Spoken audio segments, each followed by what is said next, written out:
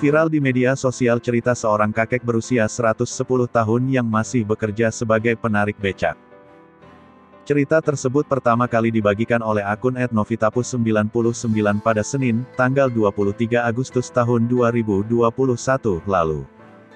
Saat dikonfirmasi Tribun News, pengunggah bernama Novita ini membenarkan ceritanya. Novita menuturkan, ia bertemu dengan kakek berusia 110 tahun bernama Wakit ini pada Jumat, tanggal 20 Agustus tahun 2021 lalu.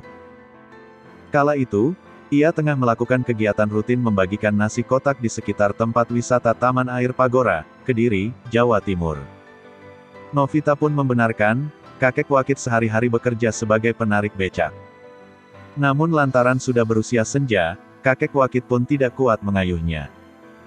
Jadi, jika ada penumpang, kakek Wakit hanya bisa mendorongnya saja.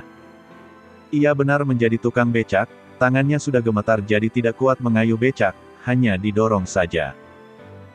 Mbahnya juga kadang berjalan pakai tongkat soalnya sering jatuh kepeleset, ujar Novita saat dihubungi Tribun News, Sabtu, tanggal 28 Agustus tahun 2021. Novita pun menjelaskan, kakek Wakit yang berasal dari Blitar ini tidak memiliki tempat tinggal di Kediri. Untuk itu, ia tinggal menumpang di rumah Pak RT di dekat tempatnya setiap hari mencari nafkah. Novita juga membeberkan, kakek Wakit memiliki 7 orang anak, tetapi mereka tidak tinggal bersama karena seluruhnya berada di luar kota. Istri sang kakek pun disebut telah meninggal dunia.